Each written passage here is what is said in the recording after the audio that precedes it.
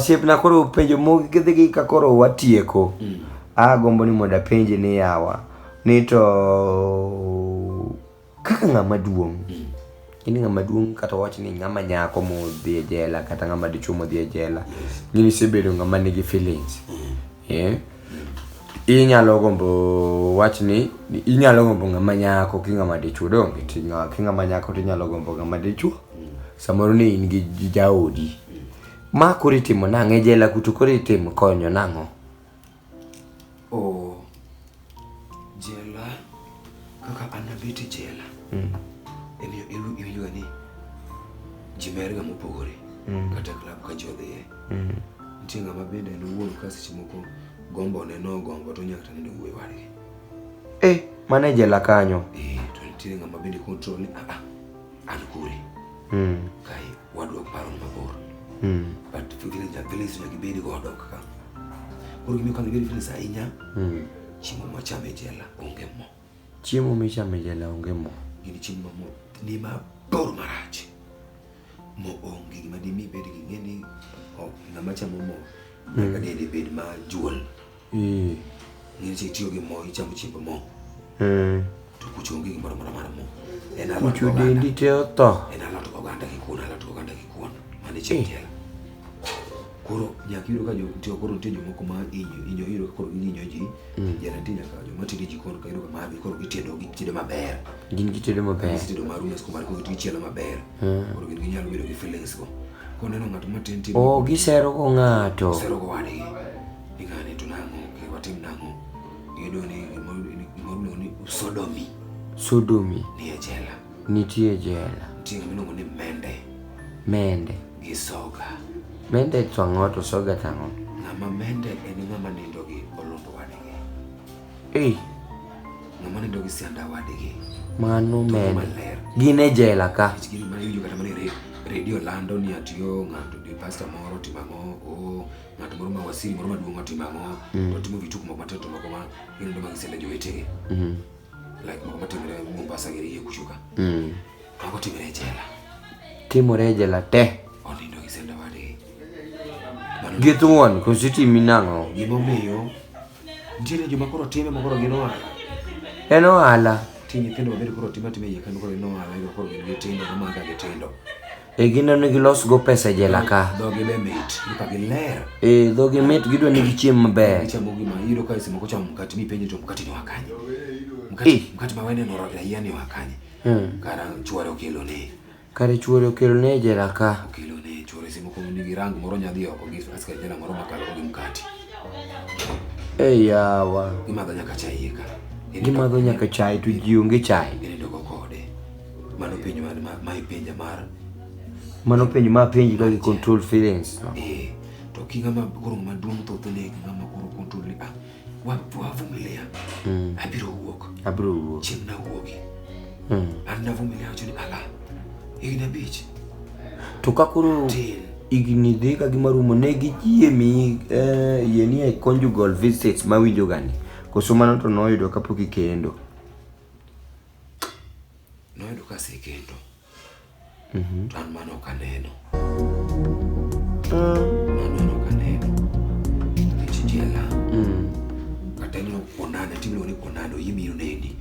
Neno mar jela okenga kakwa bido kodi penyene. Ini ni kocha, okuta kocha. Ngacha ni eruma kocha. Mane neno ng'ate jela. Kaka sani watu wan kodi kani okuta mana belani. Otuche. Ineno ng'ama wuoyo kocha cha. Otuche koro kanyo ket kiyo mar glass. Koro neno kaka dho ngacha nyamore kama wuoyo makode. Inene kiumbali. To tuchi nyalo kana tino to kit maskenge. Okinyal soyo kata oleng. Mano donji. Imuso weche gi kiyo. Ichalo ng'ama gone ng'ato video call. Mano kanyo. Ineno mar jela. To late. Mano kanyo. To mano dong' ng'ato nyalo dak e jela yawa ma gimoro timre dala tikia. Jela kata mama we motho okinyal dhi iko. Kata babu we motho okinyal dhi iko babu. Mano wach malit ahinya. Andana no thomo ika onge. Adana na yudo mana liel. Kiero tiwuogi kech otuye ma onge fine. Jala tim no onge fine. Yero tweet be fine. Man fine wuog oko. to tuch mabinya betwika onge fine. Mano. Osainya. To sipna koro wadwa no wind up. Adwa mana penji mai ka koro wadhi. Yes. One last question. Yeah. Jela iwuok gi puonj mane? Iwuok kiber koso kirach? Okay, jela. Sipna jela kiwuok kiber. Kiber mang'eny. Igedak gi dhano. Nyalo dak gi dhano. Kiwuok kiber. To jela onge akwero jothurwa. Jela onge puonj maber. Jela onge puonj maber. Jela nigi puonj maricho kiwinjo ng'ato kwalo gwend ng'ato motere jela. Tiwinjo puonj modhi wago odhi kwalo diel. Kose kwalo diel kinyo dhi kwalo dhiang' kuwuok kendo.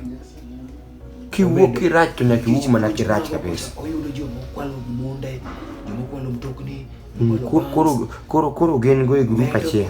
Puonj medo yamiyo jela tich tek. Jela madho nyaka nyasoro do nyade jela.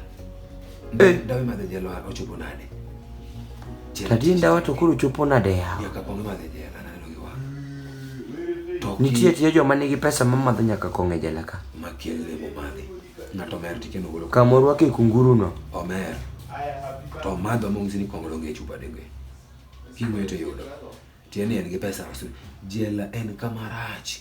Jela ka ng'ato jela nitie nyaka nek. Ananeno kusipna moro nego kamae nyaka gi accused mare manege ng'ama gin gi kes. Ng'ama gin gi kes. Ong'ise raia ni neg ng'ane. Gineg na ng'ane. Neg ng'ane. Oh, ng'ama un go de kes oro ng'ate e jela ka ni neg na ng'ane no e jela kanyo. Ai.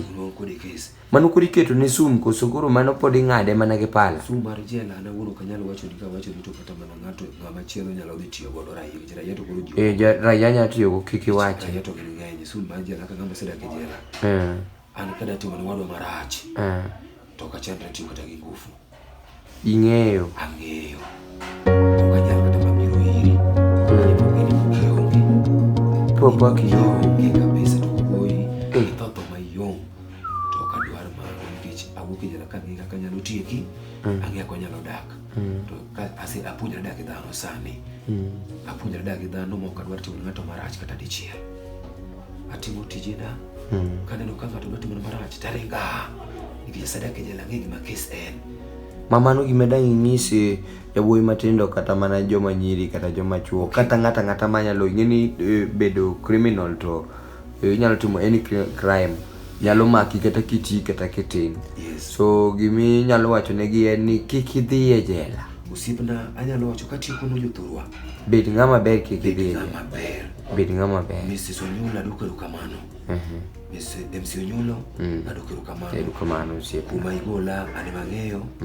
Ng'ama nyalo manyo mang'eny to ibro tiko kodi. Erokamano. Baka ng'eny lakini gima nyalo wacho ne nyithindo matindo matimo hianglo gi. Owada iyudo ka wuod wegi ochuo wuod nyar ng'ato pala. To pod en kanyo. Kesno komaki. Iyudo ka in wuod wegi in gi mila moko ni dhi repo nyar ng'ato. Tine na kanyo ni wacho ni in big woman. Usipa kidonje jela. Kesno rach. Usipa gimiluongo ni neno kata mana ilura tidhi kwalo gir ng'ato. Kesno rach. Ni ng'ane ok onena ilura tidhi ni ata yom walura kik onena. Midhi kwalo wuoche ng'ato moyudigo. Ng'ano kinyo wacho ni ata ne dot kata ng'ani oluro modhi kwalo gir ni modhigo.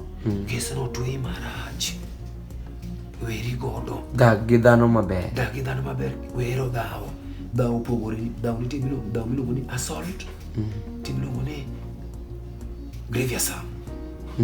Mago dhawo pogore. Wero dhawo. Igo ng'ato mimuko lake. Iluonge nang'o. In ipani muko moka lake. Ikaka wembe ming'ado golo ng'ato kuma modhi mare mochwer. Kesno twe marach. Remo no kende tinye.